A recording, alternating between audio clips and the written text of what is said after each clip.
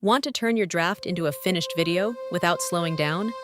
In this overview, you'll learn how the VideoGen Editor helps you organize, adjust, and finalize your video in one place. Before we start, you can visit VideoGen.io to follow along the steps. If you're watching on social media, you can find a link in the description. So what is the editor? The editor is your main workspace where your video is built and refined. It brings together your script, visuals, and timing into a single interface. From here, you can review your video, make updates, and prepare it for export. The editor is designed around selection and timing. Select a section or an asset by clicking on it in the timeline or canvas. Once selected, you can adjust them using the preview, timeline, toolbar, or inspector. Each part of the editor has a purpose. The preview shows your video in real time. The timeline controls timing and sequence.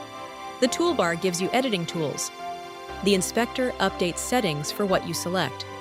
These parts work together to help you edit with precision. What can you edit? You can edit at both the project level and the asset level. Project level editing includes actions like generating or exporting your video. Asset level editing includes adjusting timing, content, and details.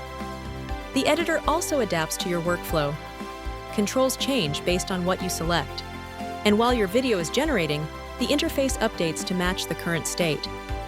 On smaller screens, the layout shifts to keep editing clear and focused. Some actions open in overlays, so you can make changes without leaving the editor. Want to edit more efficiently? Use the editor anytime you need to refine your video. Select what you want to change.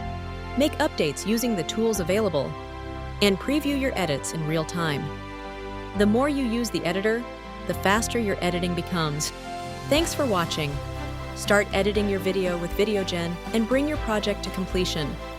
Sign up and explore more tutorials on our YouTube channel or in the help docs.